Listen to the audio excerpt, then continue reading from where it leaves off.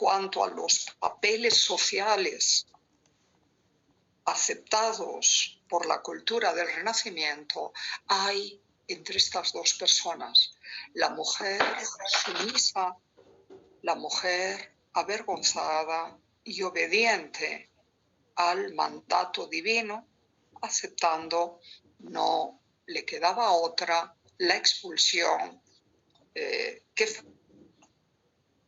efectúa el arcángel. El hombre, en cambio, vigoroso, activo, muy viril, muy macho, diríais algunos, rebelándose contra esa orden, por más que sepa que él ha pecado. ¿Os dais cuenta? Dos actitudes estereotipadas, características incluso por algunos de los géneros masculinos y femeninos en la actualidad, que ya sabéis, por fortuna, ha cambiado mucho la situación de la mujer desde aquellos tiempos hasta ahora, pero para la cultura de aquellos tiempos, una mujer que se preciaba tenía que ser sumisa, tenía que ser obediente, y un hombre que se preciara tenía que tratar de imponer sus propios criterios, rebelarse contra la adversidad, rebelarse contra las decisiones de los otros. Pero al mostrar a este Adán rebelde, como os digo, Jacobo mejor quizás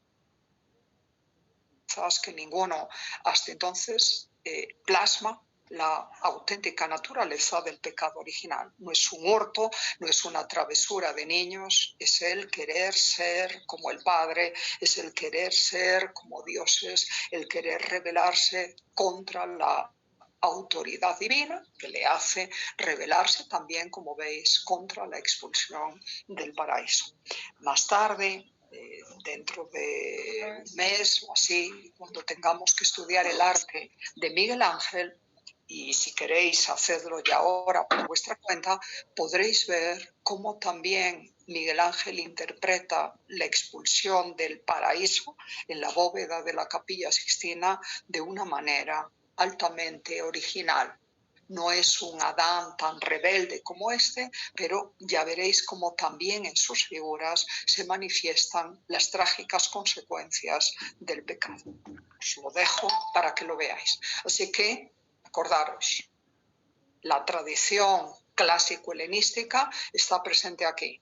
Eva se interpreta como una Venus, tiene un cuerpo sensual, hermoso, lleno de curvas agraciadas y redondeces, pero su conciencia de pecado queda sugerida en estos gestos.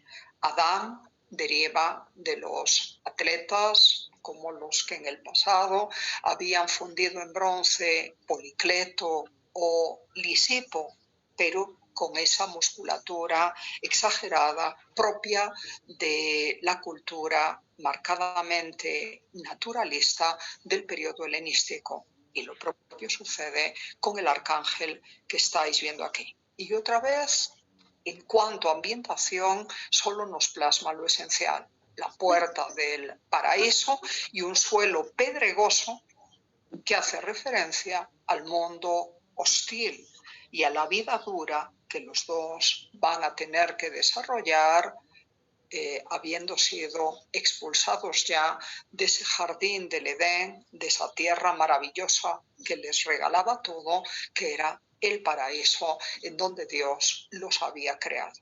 ¿Os dais cuenta? Concentrándose en lo esencial, logra atrapar nuestra atención y logra otorgar a sus tres figuras una monumentalidad, un peso, una fuerza de carácter verdaderamente imborrable. Os apuesto, a lo mejor dentro de unas semanas no podéis recordar exactamente el término de Quercia o el nombre de Jacopo, pero que hubo un escultor que hizo las cosas así, difícilmente vais a poder borrarlo. Que, insisto, su estilo tiene una tremenda fuerza de carácter.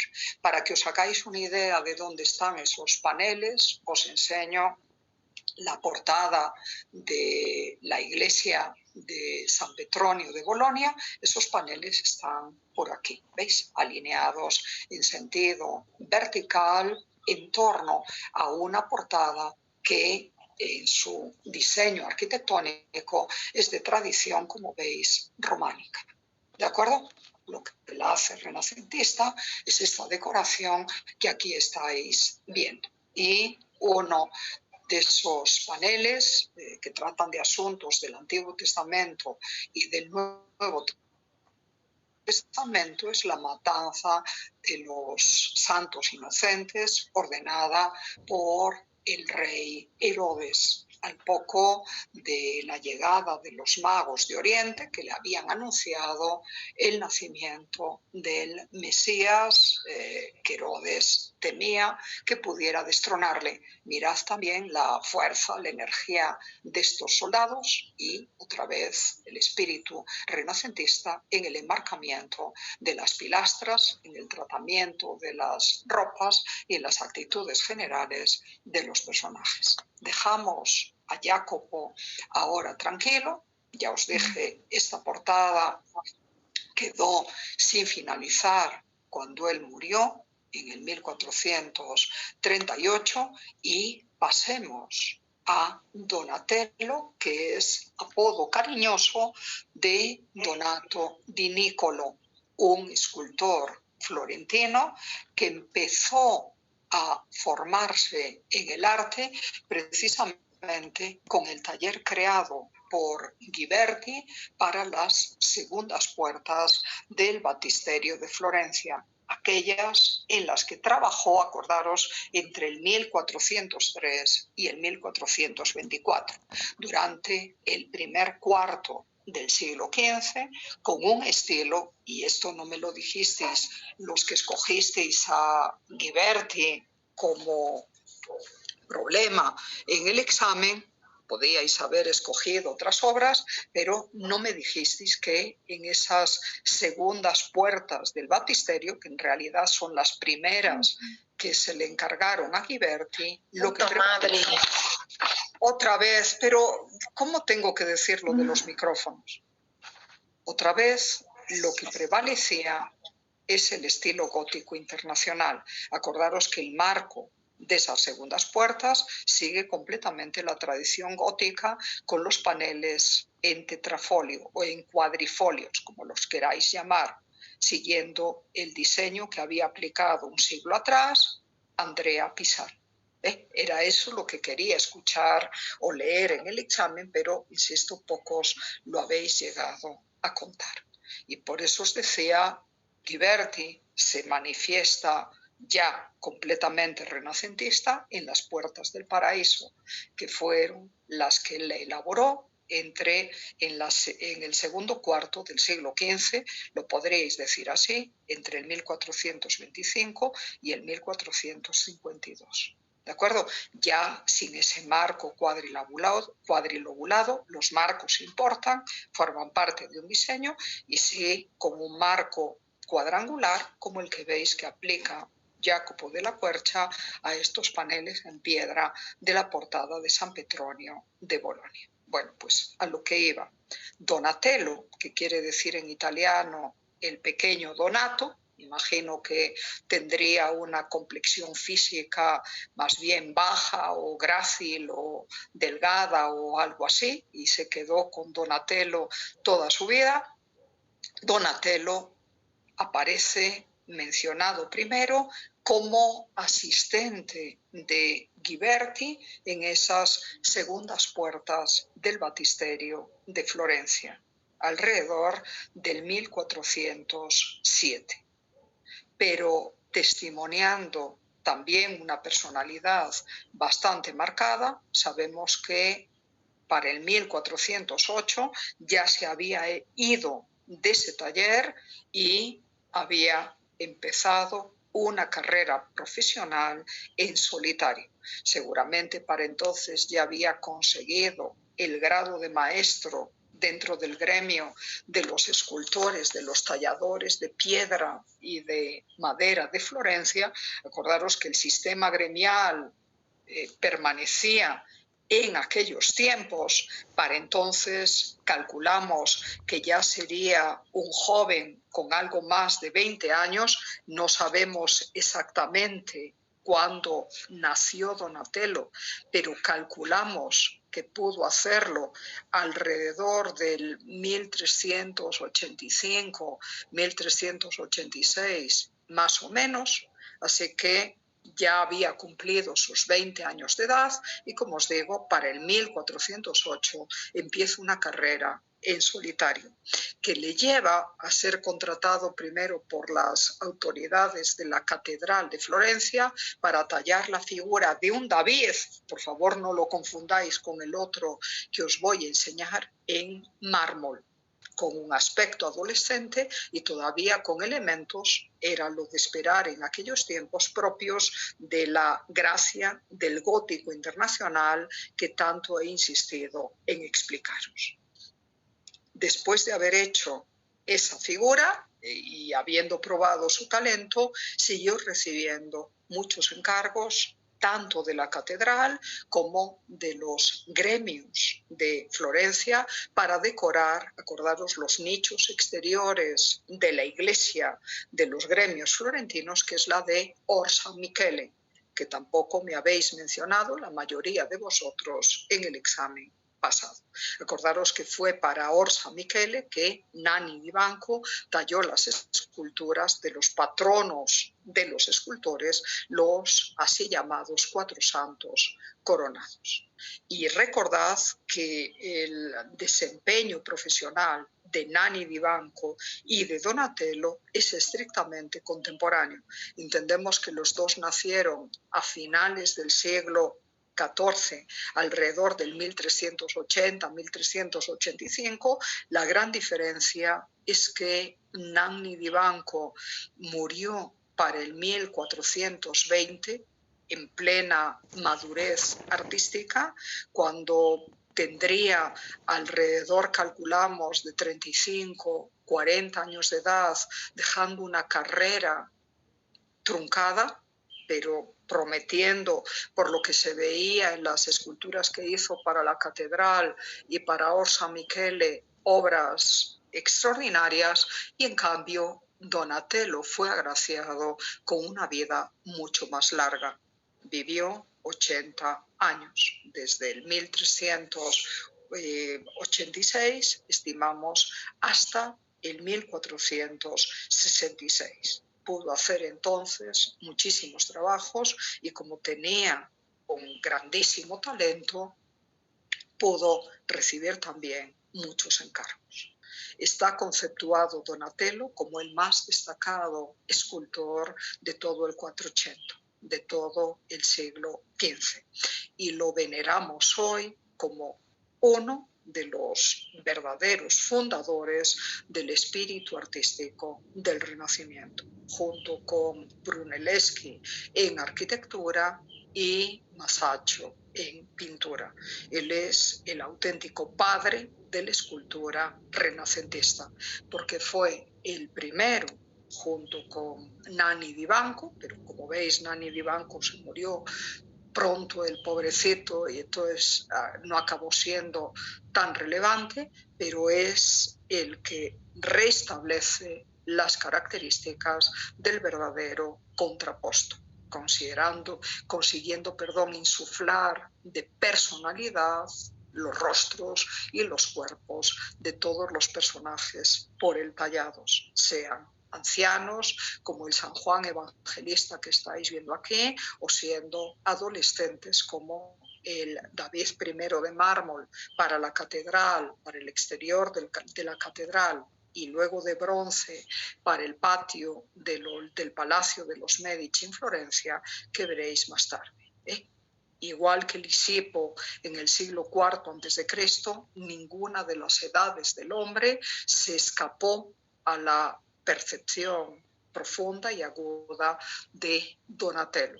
Como pocos artistas de su tiempo, supo interpretar y plasmar en toda su complejidad psicológica y diversidad física al ser humano.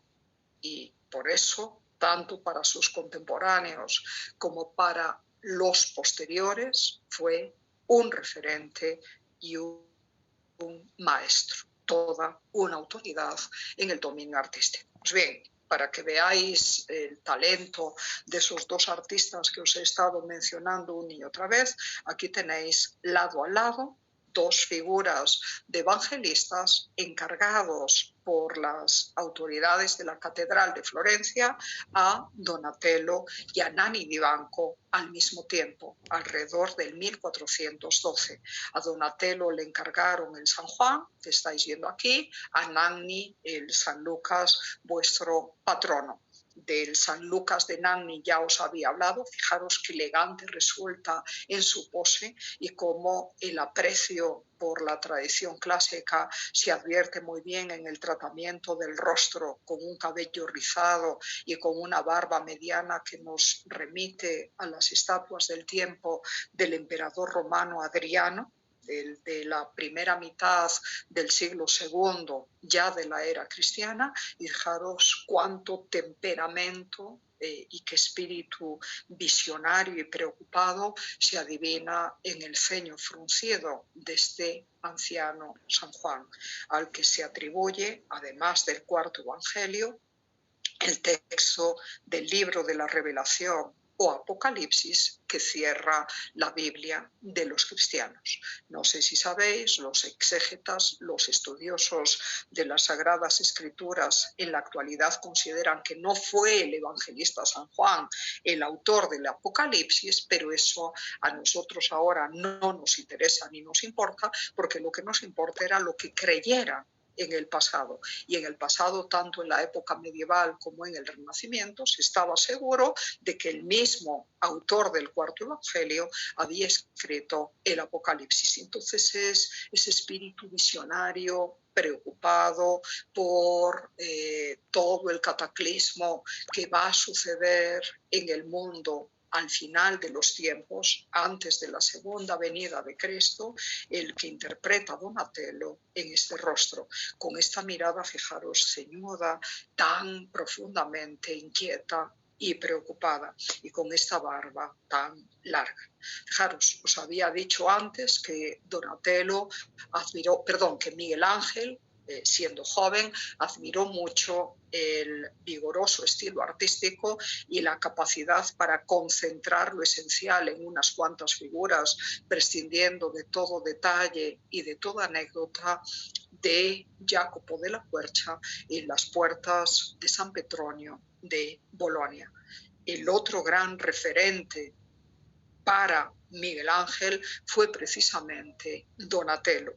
Y si conocéis la estatua de Moisés tallada en mármol por Miguel Ángel alrededor del 1513-1515, ya dentro del Renacimiento pleno, para la tumba del Papa Julio II, allá en Roma, os daréis cuenta de que la expresión de inquietud y, en el caso de Miguel Ángel, de auténtica terribilidad y de furia de su Moisés se asemeja un poco, aunque siendo más inquieta, más intensa y más furiosa, ya os lo explicaré en su momento, a esta del San Juan de Donatello para la catedral. Son estatuas concebidas para el exterior de la catedral, se colocaron originalmente, hoy han sido reemplazadas por réplicas. Las originales del Renacimiento están en el Museo de la Catedral o en el Bargello,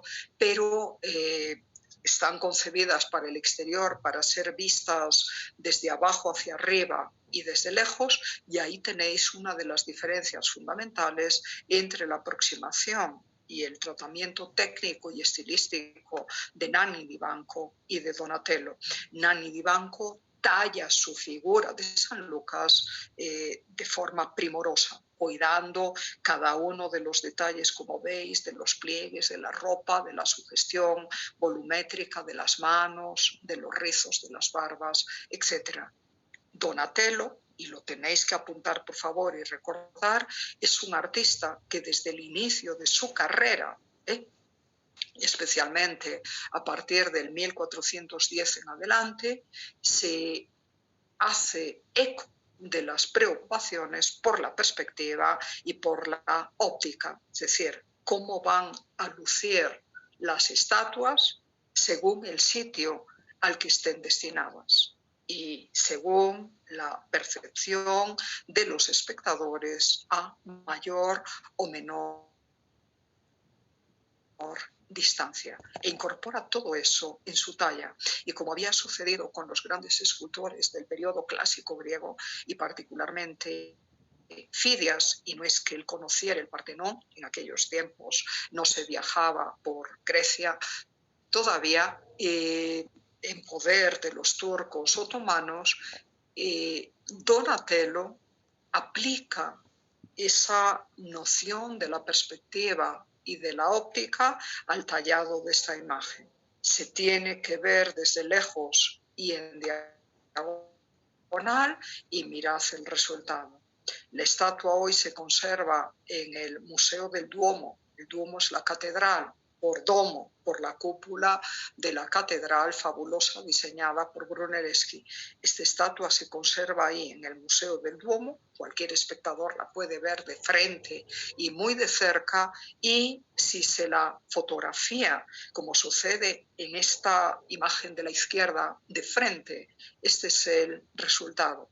Y os daréis cuenta que viéndola así de frente parece un tanto débil y desproporcionada. Parece que tiene un torso muy largo y unas piernas relativamente pequeñas, y parece que esta mano es como muy blanda y está poco definida. Y en cambio, fijaros en esta otra foto, corresponde exactamente a la misma estatua, solo que el fotógrafo que ha tomado esta imagen ha considerado el punto de vista de Donatello y de los espectadores, cuando en el siglo XV y de hecho hasta el siglo XX podrían ver esta estatua allá en lo alto y en el exterior de la catedral, viéndola en plano inclinado de abajo hacia arriba, y mirándola así a unos cuantos metros de distancia, la apariencia de la estatua es esta. No tenéis que abrir el micrófono, pero creo que reconoceréis que es mucho más grandiosa e imponente esta visión que esta otra de aquí. Y os lo menciono para que, si os parece bien, incorporéis junto a vuestro propio trabajo. Es esencial para un escultor, sobre todo de monumentos, el considerar el emplazamiento. Piensen cómo las van a ver los espectadores, cómo van a lucir las imágenes en función del ángulo de percepción y de la distancia. Donatello considera todo esto y allá alto de la catedral para ver la superficie de la imagen, talla el mármol en forma robusta y sumaria.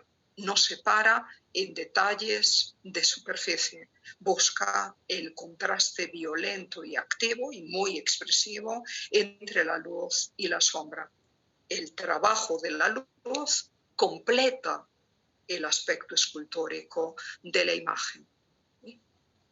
Crea esas áreas de sombra y de luz que tanto van a impactar en el espectador y que tanta fuerza van a darle a la estatua. Y fijaros, viéndola así, el aire de figura preocupada es mucho más claro, y esta mano que vista así parece débil y muy blanda, vista así queda correctamente proporcionada, y esta luce mucho más activa sosteniendo ese texto del Evangelio. ¿Entendido esto, por favor? ¿Se está escuchando bien? Me viene el aviso de que la conexión es un poco inestable. ¿Se está escuchando bien? Sí, profe, se escucha bien. Sí, se escucha bien. Al rato se corta. Pero a ver, notáis ahora que habéis abierto los micrófonos, notáis la diferencia, ¿verdad?, en la percepción de la imagen, siendo exactamente la misma estatua. Pero os dais como cuenta de cómo cambia nuestra percepción dependiendo de cómo la veamos. el artista, insisto, incorpora todo esto. Ya os había dicho en primer año cómo Fidias hacía un poco más grandes y adelantadas las cabezas de las estatuas para los dos frontones del Partenón de Atenas, para que, visto a la distancia, los cuerpos quedaran perfectamente proporcionados, corrigiéndose esas aberraciones ópticas que provoquen nuestra percepción, eso, la distancia, el ángulo de contemplación, etc. Donatello lo incorpora y logra este resultado. Y al mismo tiempo que está trabajando para la catedral, en competencia, como os dije, con su colega Nanni Di Banco, compite con él también, pero haciendo los encargos de otros clientes para la iglesia.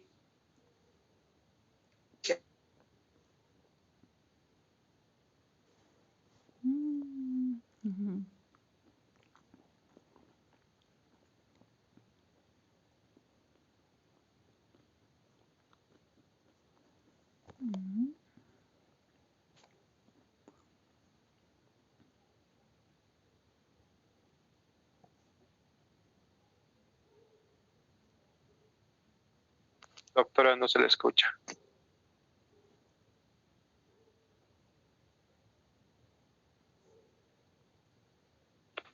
Sí, doctora, parece que se cortó.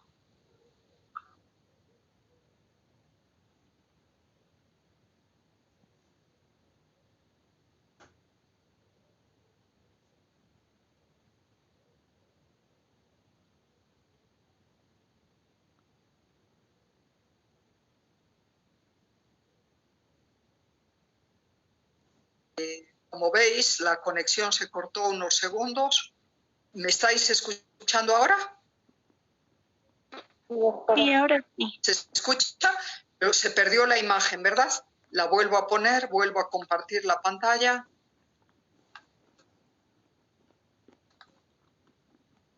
Damos en 15 minutos.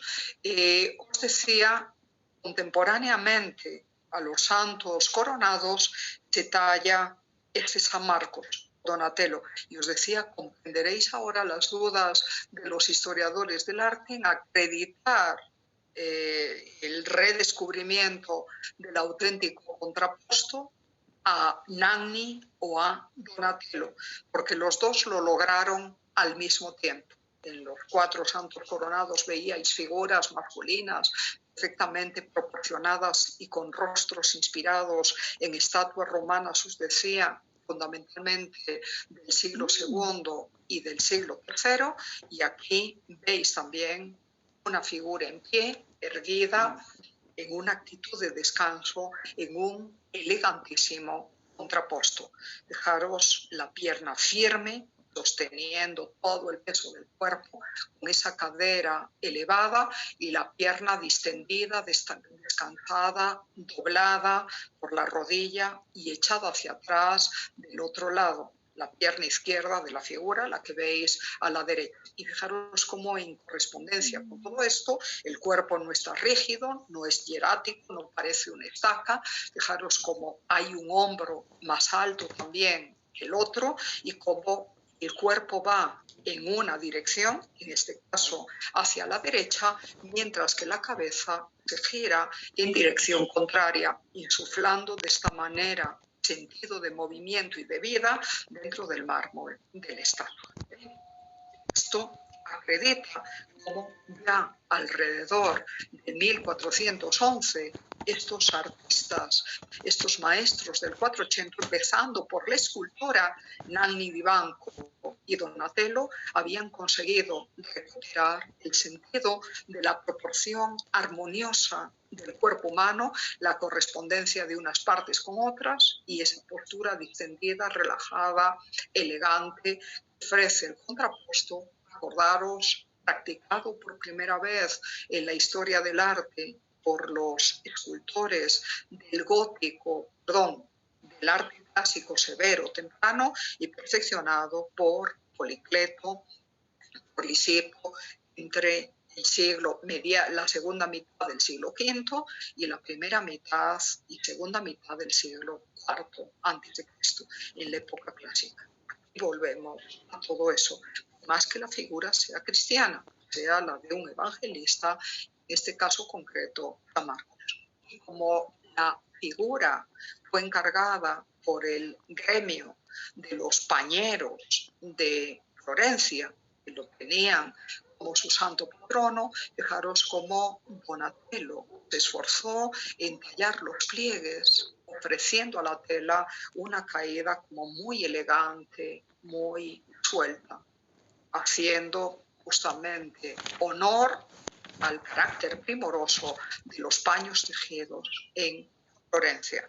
Claro que estas estatuas de los santos patronos buscan ser también una especie de no solo homenaje al mismo gremio y reconocimiento al propio gremio, sino también de propaganda o de publicidad de los trabajos que se podían hacer por parte de los artesanos de cada uno de sus gremios florentinos. Y aquí se exalta extraordinariamente la ductilidad, la calidad de las telas que envuelven el cuerpo del evangelista San Marcos, cuya identidad queda aclarada por la presencia de su símbolo en el pedestal, el león alado sosteniendo el libro sagrado, la inspiración divina, también en sus manos. Unos años después, otro gremio florentino, el de los armadores, le encargó la estatua de San Jorge, que os enseñaré pronto. Pero para que veáis más de la capacidad de Donatello para captar la diversidad del carácter humano e insuflarlo en la piedra, en el mármol, os enseño ahora la figura de este otro hombre ya maduro, es la representación de un profeta, lo talló Donatello para el campanile, es decir, para la torre campanario exenta de la catedral, queda cerca del baptisterio y queda cerca de la fachada de la catedral, como construcción separada y diseñada, acordaros, alrededor del 1330 por el gran pintor Giotto, que fue el primero en recibir el honor de un encargo arquitectónico que sepamos en toda la historia. Pues bien, para ese campanile y también para una parte alta del mismo y externa, yo Donatello una serie de profetas. Parece que el encargo se le hizo alrededor del 1425 y parece que algunas de las estatuas las terminó de hacer unos 10 años después, hacia el 1435. Como no hay una fecha exacta, los historiadores dudan de si este profeta Habacuc fue tallado el 1425 o el 1435. En realidad, para lo que nos importa, entre una década y 2 décadas después de la figura de San Marcos que acabo de enseñar. Mirad cómo otra vez la tradición clásica se impone aquí. Se impone en la interpretación del rostro, que deriva de aquellas figuras del arte republicano romano, con la estructura ósea muy marcada, con el cabello muy corto, haciéndolos lucir como calvos y digamos que rasgos de aspecto muy duro en el rostro, las arrugas y con todas las particularidades faciales muy marcadas, es lo que veis en esta cara de Habacuc, y también la tradición clásica se nota en la interpretación de la vestimenta. En vez de vestirlo con túnica y con manto, como tradicionalmente se hacía en el mundo cristiano desde los periodos medievales, fijaros como Habacuc, haciendo de él la contraparte hebrea a los filósofos del mundo clásico, lleva una sencilla túnica sin mangas, abrochada en los hombros, y un himatión, un manto opalio, le cubre una mitad del cuerpo y deja la otra parte del torso al descubierto. Es una indumentaria, como veis, a la griega muy marcada, y va calzado con sandalias. Así que la incorporación de elementos de la indumentaria clásica, estas ropas que estáis viendo aquí, unido a ese tratamiento del rostro tan deudor de la escultura romana antigua, de la escultura romana republicana, hacen de este profeta una de las imágenes más claramente renacentistas en espíritu, de esto de recuperar las formas clásicas para adaptarlas a un programa iconográfico cristiano propias del Renacimiento italiano. Este es el resultado. Y tan naturalista quedó el Habacuc tallado por Donatello que se dice, es una leyenda que recogió Vasari al hacer la biografía de Donatello en las vidas de los más ilustres pintores, escultores y arquitectos de Italia, que cuando la terminó, Donatello le golpeó la rodilla con su martillo de escultor diciéndole: habla, habla, te conjuro a que hables, porque resultaba tan vívida, tan naturalista en su expresión que para el artista y para quienes la vieron de cerca solo le faltaba hablar para parecer viva, para estar viva. Los florentinos quedaron tan impresionados por su vívido aspecto que acabaron jurando por esta estatua. Una estatua apodada popularmente il zucchone. Zucchini en italiano es calabacín. Ya sabéis, es una verdura, es una hortaliza alargada, de extremo redondeado, como lo es la cabeza alargada y calva de este profeta. Sabemos que representa a Habacuc porque aparece tallado en el pedestal, pero la gente se refiere a ella popularmente como el zucchone. Como os digo, resulta tan vívida, parece tan verdadera, que en estos tiempos, después de haberla tallado Donatello, cuando un florentino le quería jurar a otro que lo que decía era rigurosamente cierto, le decía aquello de: por el supone te digo que esto es así, o por el supone te prometo que haré este trabajo tal y cual. Quedó convertido en el paradigma de la verdad. Como os digo, hay esa anécdota que nos remota al mito clásico griego de Pigmalión, de que solo le faltaba hablar para parecer algo completamente natural y verdadero. Como os digo, los encargos que fueron sucediendo, y antes de tallar los profetas para el campanario, ya Donatello había recibido encargo para la iglesia de los gremios. Ese encargo fue la figura de San Jorge, que aquí estáis mirando. Vasari se refiere a ella, nos queda un minuto, pero os lo voy a leer. Su apreciación psicológica creo que es muy interesante, diciendo lo siguiente: la cabeza muestra la belleza de la juventud, los brazos su espíritu y valor, una orgullosa y fiera naturalidad y un maravilloso sentido del movimiento dentro de la piedra. Eso es lo que acertadamente, en palabras de Vasari, expresa toda esta imagen de tamaño un poquito superior al natural, mide cerca de 2,10 metros, del héroe San Jorge, el santo patrono de los caballeros cristianos a lo largo de la Edad Media, del Renacimiento y de tiempos posteriores. San Jorge sigue siendo hoy el patrono de Rusia y